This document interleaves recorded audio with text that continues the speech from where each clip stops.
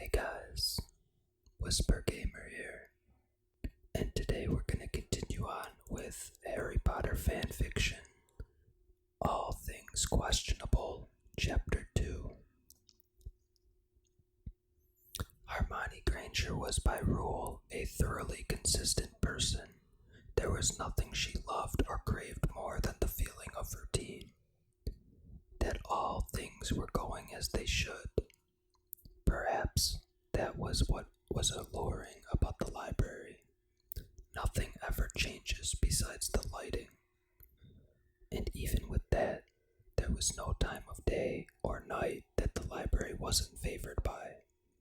Whether she read her books by candlelight alone, or aided by beams of the sun reaching through the great latticed windows, which lined the walls, didn't matter much to Hermione.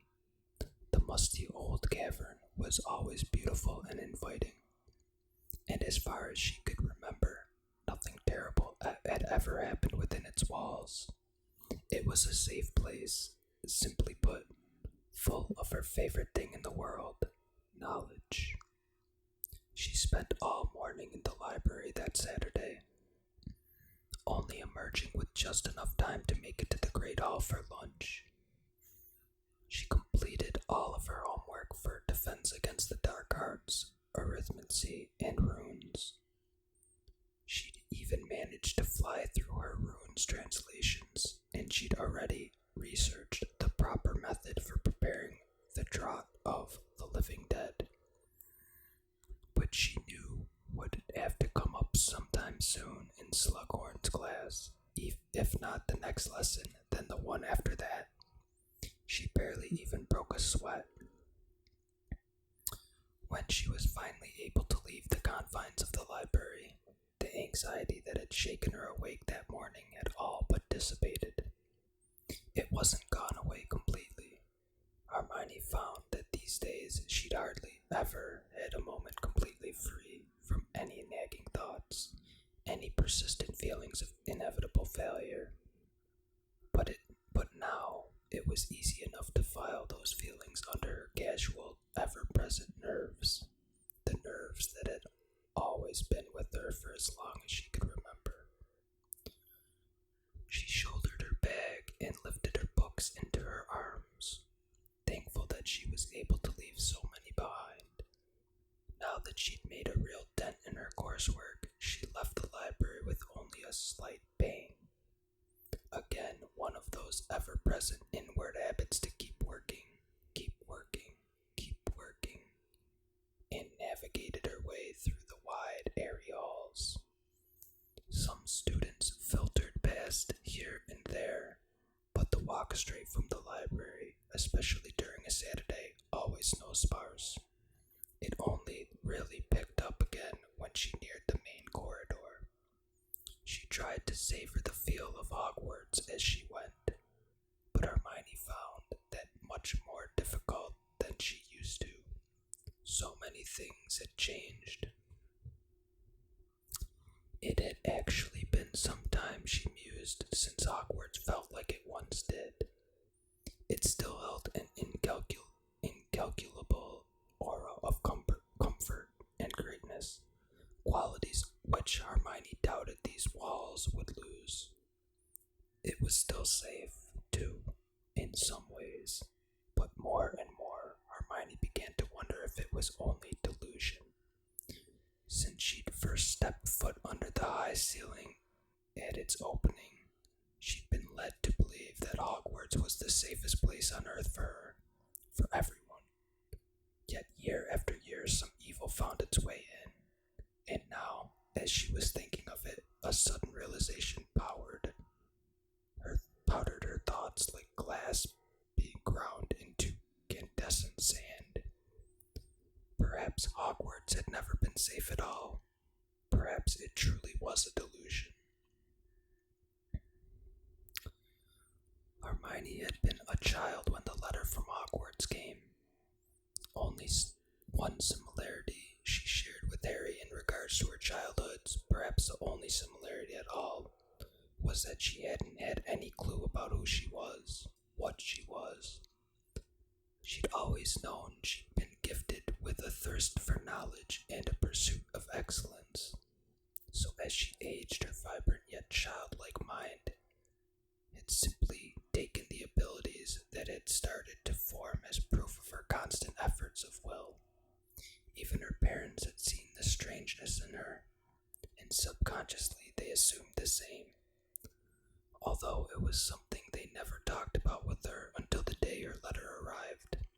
And then they just smiled at her, as if they'd known it made perfect sense that a child such as Hermione could never belong in such a simple world. She went to Hogwarts with every expectation of happiness, of achievement, and wonder. She was more than willing to embrace the school as the place that was her own, completely, the place she had always been meant for. Now that it had become so obvious that the Muggle world was only half her home. Never mind anything especially odd, anything that may have risen her hairs or frightened her, anything that may have made her weary of Hogwarts, would have made her weary of who she was and where she was destined to be. So she swallowed the fact that an evil wizard spent an entire school term protruding from the back of her teacher's head. A teacher whom she'd actually liked in some way, Professor Quirrell, with his stammering speech and anxious persona, had tugged a little on her sympathies, and that sometimes dark and coveted things were hidden deep within the wells of Hogwarts. Her mind, as young as it was, still found itself capable of expanding to admit any new peculiar occurrence or terrifying discovery into her mind's range of what was normal. Hermione was older now. Things were happening, and all of these things seemed to be an amalgamation of sparks that had ignited years ago. Voldemort's initial return, the opening of the chamber, Pettigrew hidden under her nose one moment, back at his master's side the next, and so on, until finally she was here, back at Hogwarts, back to the safety that hadn't actually been all that safe at all. She could at the most say that Hogwarts was the place where she narrowly avoided catastrophe after catastrophe with Harry and Ron, based on pure dumb luck. No, she couldn't exactly say that she felt the peak of all the terror. Harry alone could say that he'd avoided death so many times it was insane to even think about. But she could say that she felt it all alongside him. Not that anyone would understand if she tried to explain it. Hermione saw Harry now, his arm over Ginny's shoulders, as she copied notes onto parchment from her 5th-year potions text. She felt a contented smile pull at the corners of her mouth, seeing him so happy with Ginny. I wouldn't change any of it for the world, thought Hermione, and her heart warmed at the truth of it. With all the dangers and all the bloody pitfalls, Hogwarts was home to her, because she had never been so happy or accepted by anyone other than her parents. Harry had always accepted her. From day one, it was good to see him relaxed for once, and she knew that it had a lot to do with Voldemort's return finally being recognized. He was free from the scowls and the fear turned to hatred that had been directed towards him. She sat down across from Harry, as she always did, still smiling genuinely. "You're in a good mood," Ginny remarked, glancing up at Hermione through her lashes. "I'm assuming you've just finished reading something highly educational." "Indeed I have, Ginny. Thank you." She smiled archly and looked over to Harry. "I've now memorized the recipe for the draught of the living dead." "Well, I'm happy for you, Hermione," Harry said, grinning easily. "You know that'll be the next one Slughorn asks us for," Hermione pointed out rather smugly. An amused look of understanding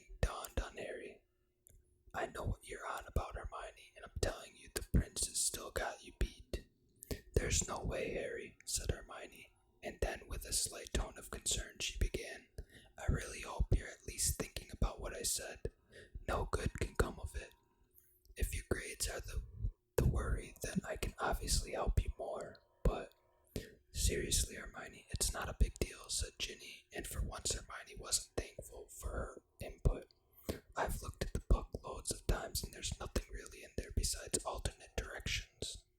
The worst that could happen would be Harry blowing up his cauldron, and Neville's got him beat in that race."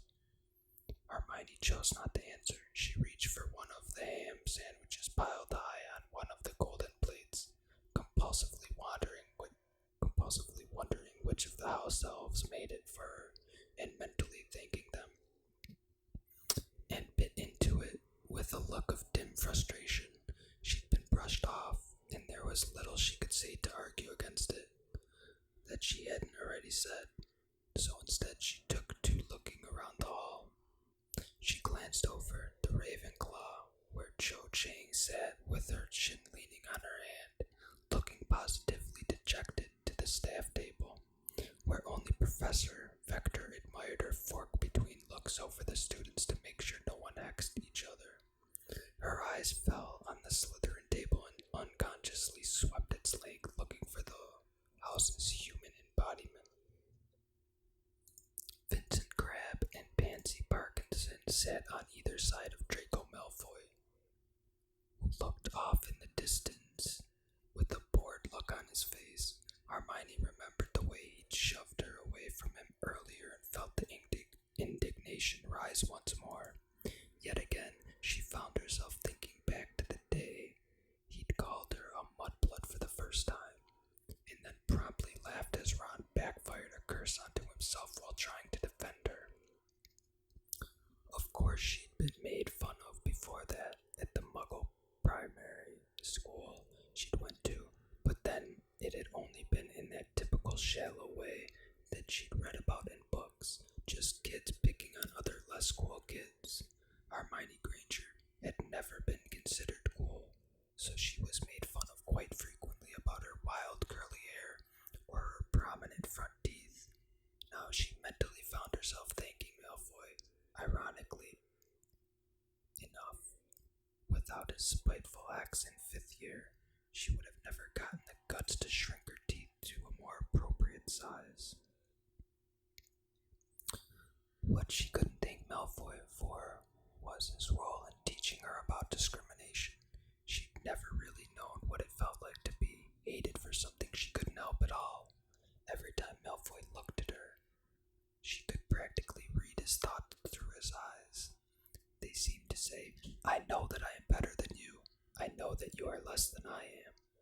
At that moment, Professor McGonagall came striding through the doors between the Gryffindor and Ravenclaw table. Malfoy looked up and over in Hermione's direction. Catching her mid-stare, he immediately narrowed his eyes into slits, remembering their encounter this morning. She'd been looking at him with an expression of pure hatred, and he made sure to make his own seethe just as much. Mudblood Granger, he thought viciously.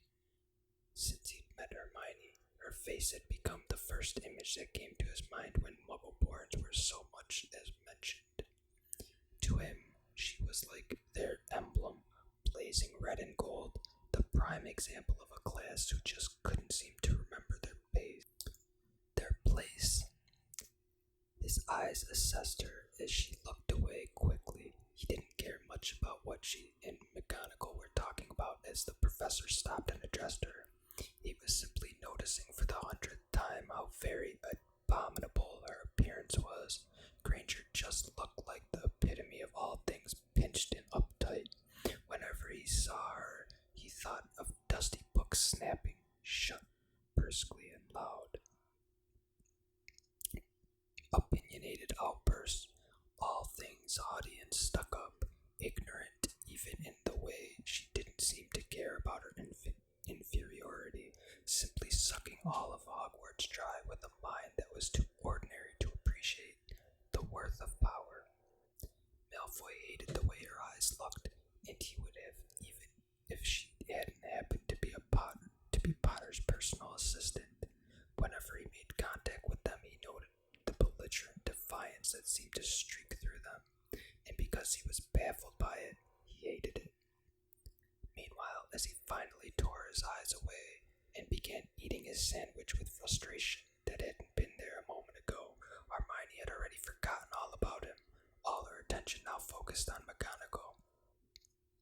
"Afternoon, Miss Granger. I trust I find you well," said McGonagall, in her usual brisk manner. "It's only your third Saturday this term, and I realize you may have other things you would rather do. But the weather is turning, as you can see." She indicated the enchanted ceiling above them, and indeed the sky was churning lazily with puffy gunmetal clouds. Three prefects are to supervise the younger students here in the hall until the weather clears, and one of them will have to be you. "That's all right, Professor," Hermione said, immediately thinking wistfully of the library. "I don't mind in the least."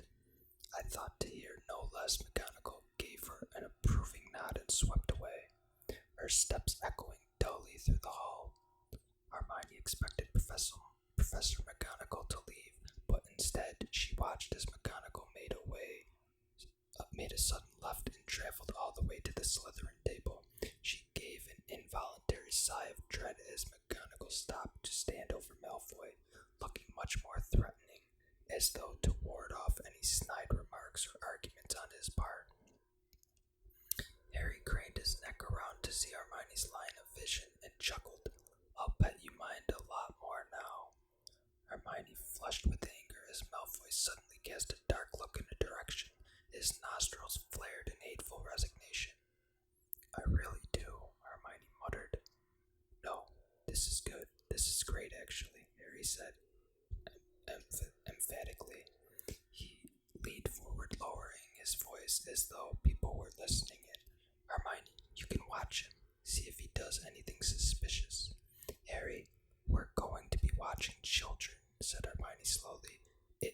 It's not as though he'll have an opportunity for evil doing. You can still watch him for signs, anything really, odd looks, behavior."